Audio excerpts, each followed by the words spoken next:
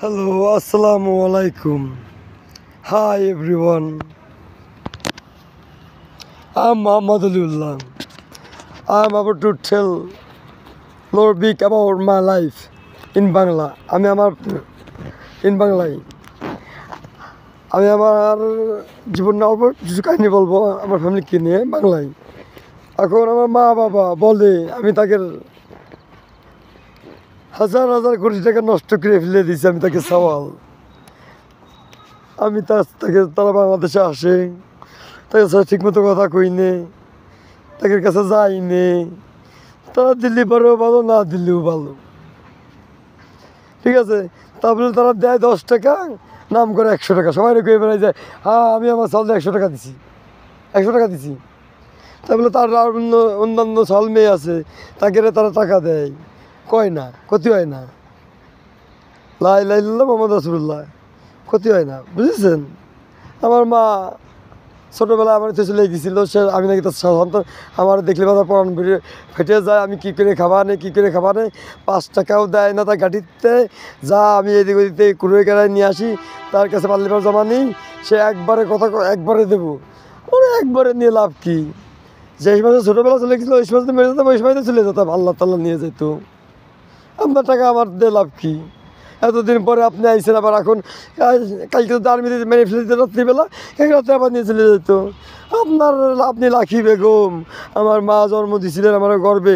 আমি আপনার কাছে ঠেকা, হ্যাঁ ঠেকা, আমি আপনার কাছে কেমন ময়দানে ঠেকা থাকবো আল্লাহর রহমতে। আমি আপনার কাছে ঠেকা, আমার বাপের কাছে আমি ঠেকা, আমি সবার কাছে ঠেকা, আমি দেশে বাংলাদেশের জনগণের কাছে ঠেকা, আমি সবার চাকর। আমি বাংলাদেশের জনগণের চাকর, রাষ্ট্রীয় চাকর, আমেরিকার চাকর, ঠিক আছে। এখন এর ছাড়া আর কী বলবো? আমার দেশ নিয়ে, আমার নিজের ভিতরে নিজেরা নিয়ে লজ্জা ছাড়া আর কিছুই নেই। আমি পৃথিবীর সবচেয়ে বড় ভণ্ড, সবচেয়ে বড় চোর, সবচেয়ে বড় দেশদ্রোহী, সবচেয়ে খারাপ সন্তান, সবচেয়ে খারাপ লোক এই পৃথিবীতে যদি থাকে সে একমাত্র আমি, মোহাম্মদ আলিউল্লাহ। আমি স্বীকার খেলাম। এই কারণেই আমি আবার নতুন করে শাহাদাত গ্রহণ করতে চাই। আমার নবী করিম মুহাম্মদ সাল্লাল্লাহু আলাইহি ওয়াসাল্লামের যে মানে, তার দল যে করে, যে জামাতে ইসলাম করে না, আওয়ামী লীগ করে না, বিএনপি করে না, সমন্বয়ক করে না, সে করে শুধু ইসলাম। সে হচ্ছে মিজানুর রহমান আজহারী। আমি তার কাছ থেকে বয়াত গ্রহণ করলাম এবং তার কাছ থেকে আমি আবারও দরকার হয় নতুন করে মুসলমান হব। আমার কি সমস্যা হয়েছে? মুসলমান তো আমরা বাংলাদেশ যেতে হতে পারিনি। এটা কোনো কেউ, আপনারা বাংলাদেশে এত বড় বড় এমপি মন্ত্রী, বাংলাদেশের শেখ হাসিনা সরকার বারবার দরকার, খালেদা জিয়া সরকার বারবার দরকার, ঠিক আছে, মুজিব দিবস, হ্যাঁ, আপনারা সব মুসলমান, আমি মুসলমান হতে পারিনি, আমি হব ইনশাল্লাহ, আল্লাহ যদি কবুল করে। আর আমার আল্লাহ যদি আমারে খুশি হয়ে দোজক দেয়, ঠিক আছে, আমি বলি খুশি। কথা কি বুঝতে পারিছি? আমার বাপের মার কিছু আমার লাগবে না। আমার মা যে সময়, আব্বা যে সময় আরেকটা বিয়ে করেছে, বিয়ে করার পরে আমার খাতে বসলে পারে, হ্যাঁ, আমি ভাত চাইছিলাম খেচড়ি, সেদিনকে সে আমার মুখে মাইল লসতে পারলো, সেদিনকে আমার বাপ মিটে গেছে। আমার মা যেদিনকে আমার ছোটোবেলা থুয়ে 2 বছর 2.5 বছরের বাচ্চা থুয়ে চলে গেছে যাতে পেলে নানি বাড়ি, ঠিক আছে, সেদিনকে আমার মা মিটে গেছে আমার কাছে।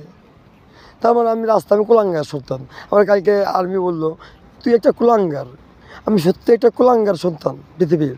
আমার নিজের প্রতি নিজের লজ্জা লাগে, থুতিতে মনে চায় যে কেন যে আমি পারি না নিজেকে থুতিতে, বা কেন যে আমি পারি না আত্মহত্যা করতে, মহাপাপ। আমার আল্লাহকে বলেছে, আমি তো আমার আল্লাহর উপরে যেতে পারবো না। আমি আমার আল্লাহকে চিনি, আমার আল্লাহকে জানি, আমি জানি সে ধৈর্যধারীকে পছন্দ করেন।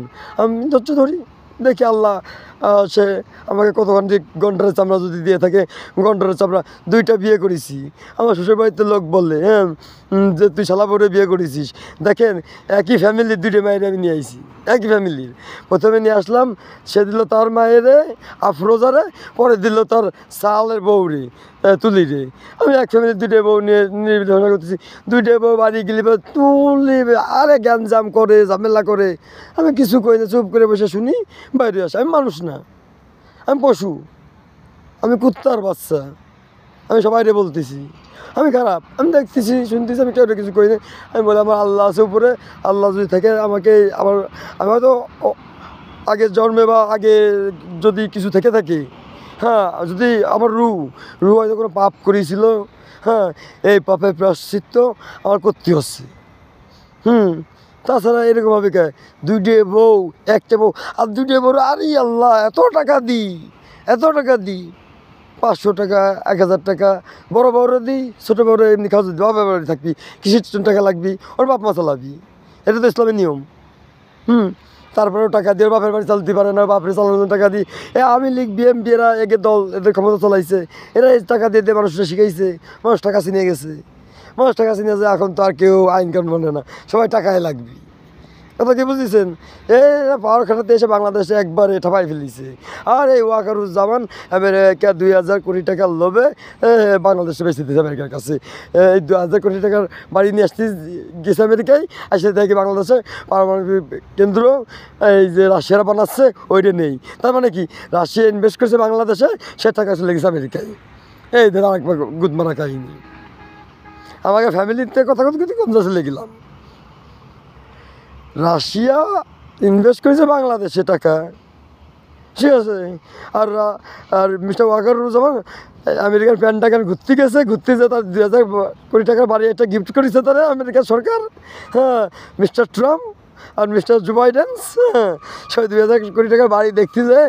হ্যাঁ, বাংলাদেশে দেয় কি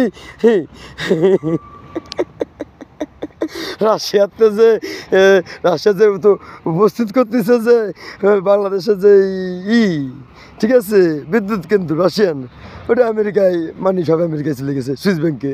কী রে, রাশিয়া কাছে কী হইলো? আমরা তো আপনাকে দেশে আপনার হেল্প করতে গেছিলাম, এই শেখ হাসিনা। কাহিনি ঘটে গেছে। এই পাশে আর্মি প্রধান করছে 2000 কোটি টাকা কয়ে গেল, আমি তখন পলাবো আমেরিকায়, আমার 2000 কোটি টাকা আনতে হবে। কিরে খেলো আমি মোহাম্মদ আলিউল্লাহ, আমার বাড়িতে আমার এসেছে আমার দুটো বউ, আমি পলাই বেড়াচ্ছি। আর্মিতে কালকে ধরে নিয়ে গেছিল, লাই মোহাম্মদ